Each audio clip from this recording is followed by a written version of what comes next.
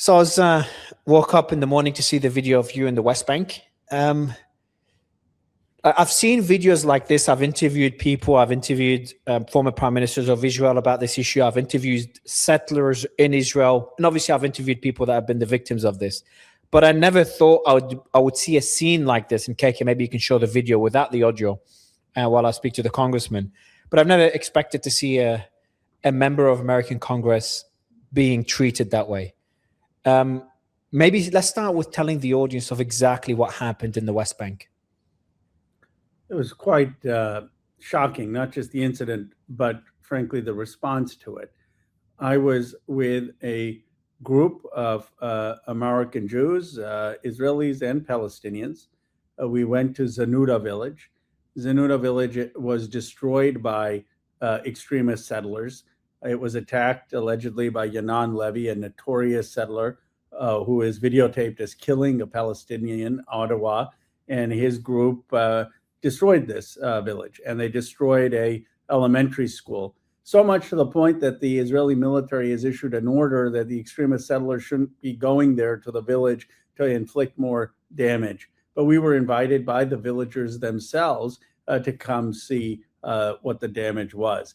And previous members of Congress have gone there, Congressman Caston, Congresswoman Delora. While we were there, these extremist settlers were probably very disturbed. We were taking filming.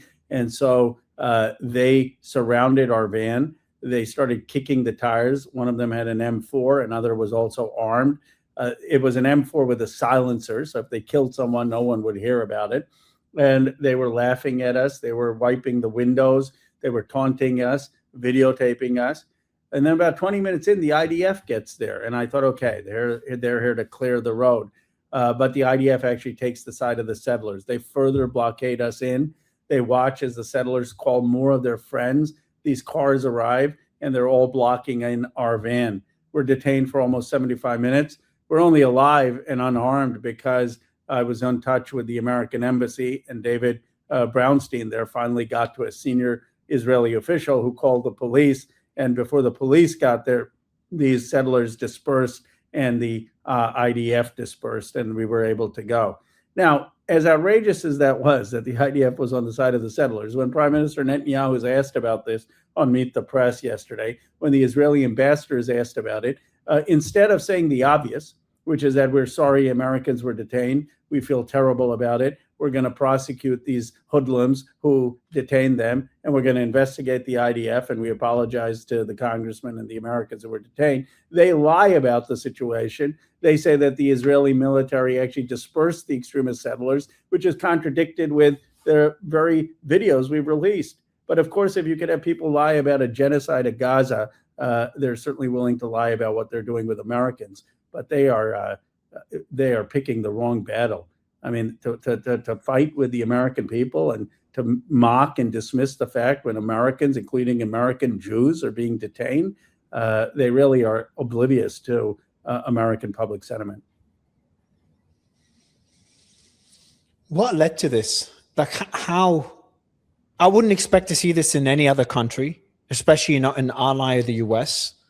Why do you think they've got that the attitude, that feeling of impunity? I think this is a video we're playing a video of before that of journalists that went through a similar experience. This is a video of you and your team. What's your I'd love to get your thoughts on what gives them the confidence or the cockiness to do something like that. Well, the confidence is American permission. I mean, our own ambassador, Mike Huckabee, who Tucker Carlson has called to be fired, laughed at it and said, oh, it's a PR stunt. Why are they calling it a PR stunt? The reason they're calling it a PR stunt is because they are afraid that more American politicians will do what I did.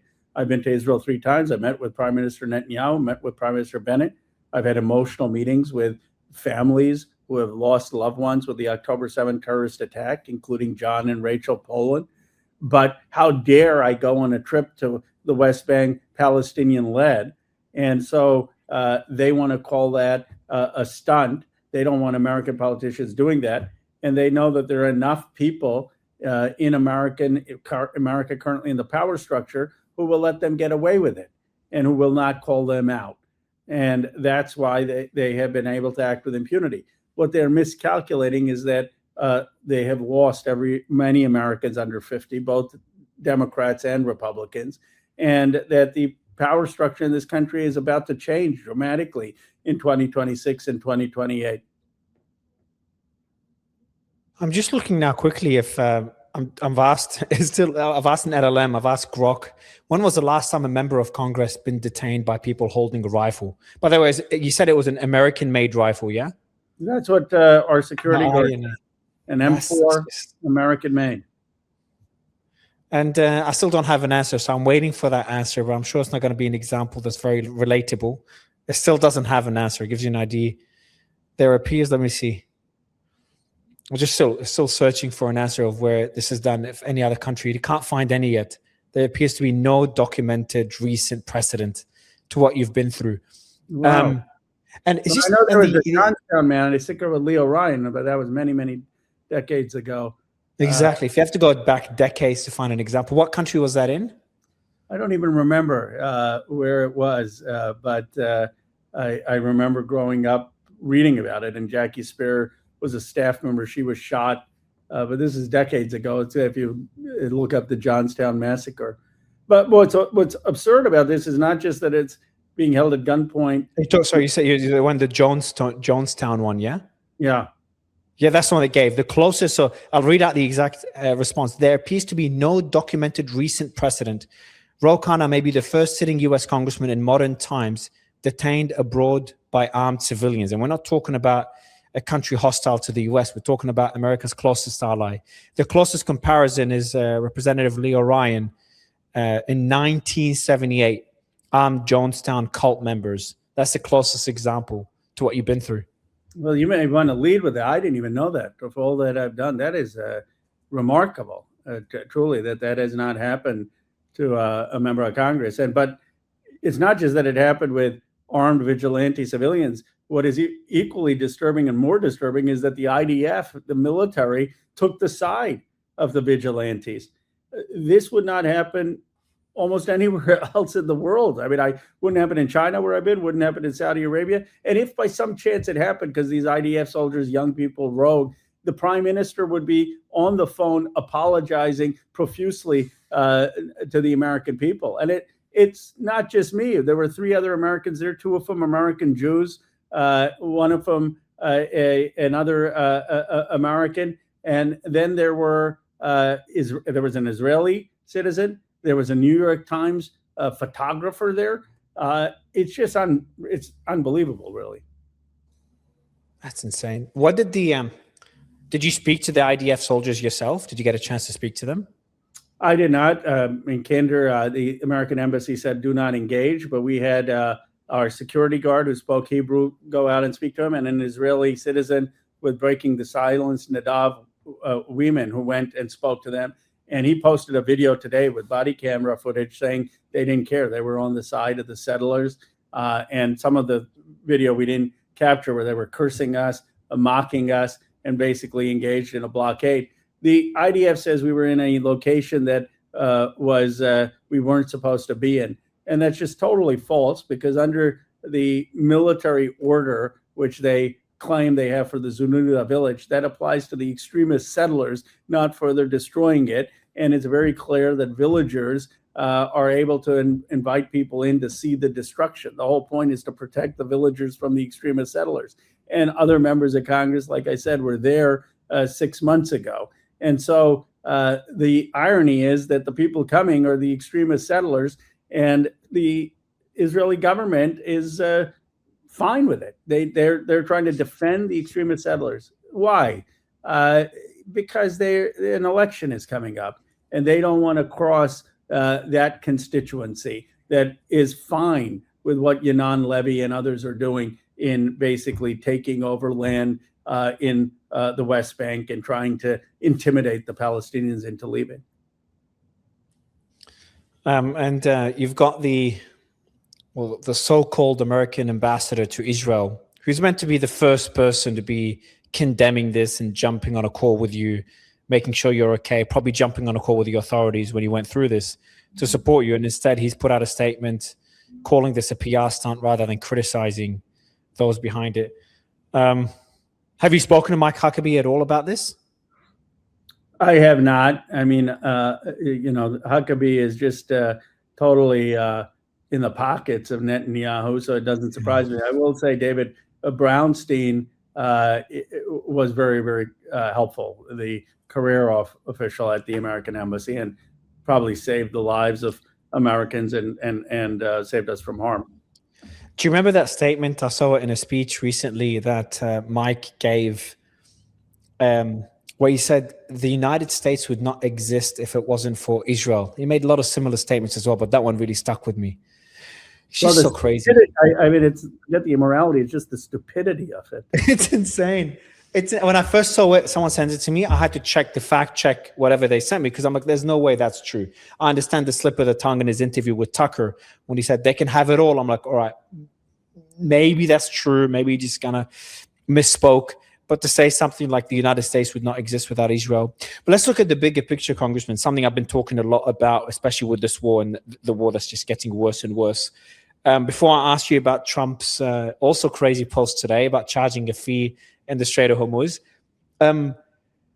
what do you make of the kind of the rhetoric by J.D. Vance and Trump about Israel? Do you think that we are seeing a shift in American policy towards Israel? And if you add the action that was taken in Ankara when it comes to the F-35s likely getting approved for Turkey, and they're getting rid of their air defense systems, could we be genuinely seeing the beginning of the decoupling between the US and Israel, or way too early to say that? No, we're going to see that in 26 and 28. Why? First of all, if you look at Thomas Massey's election, which I know well because Massey and I did the Epstein files, we're good friends. I was very hopeful that he would win. He won voters under 50 by 30 points.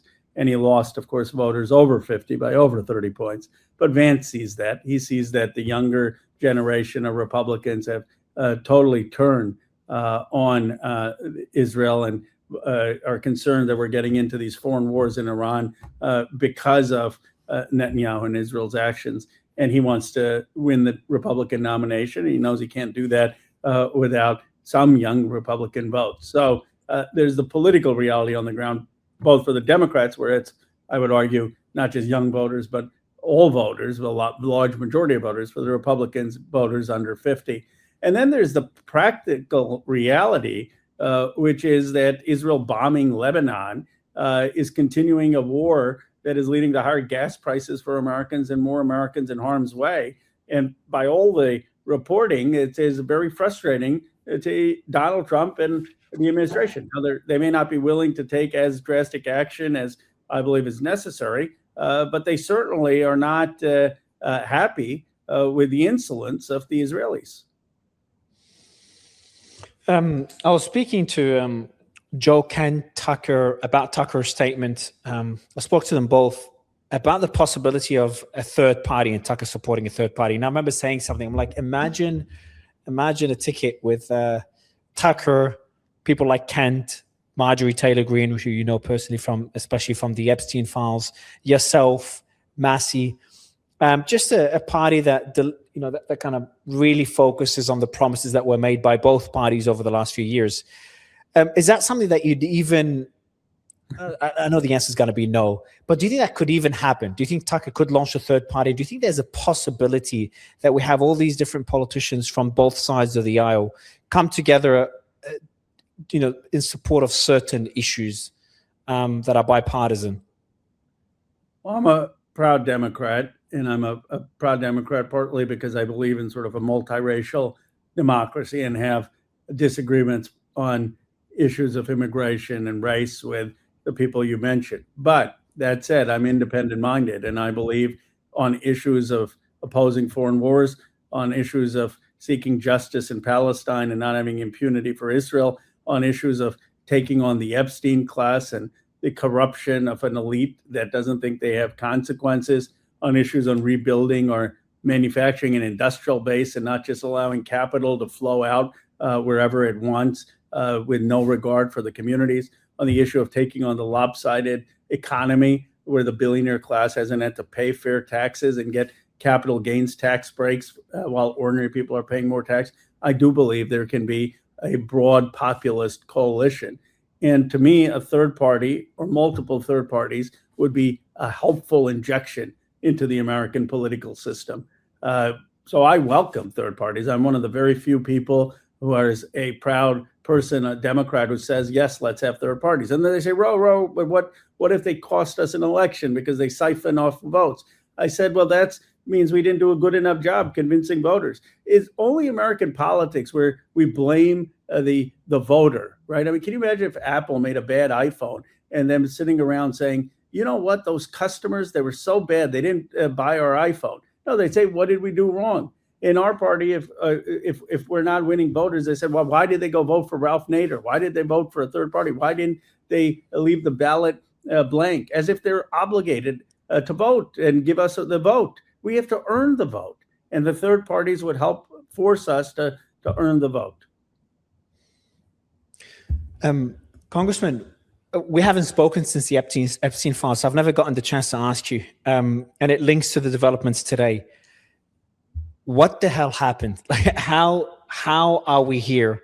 How did Trump, who's been calling for ending wars and getting the Nobel Peace Prize, how did he drag the US into this war?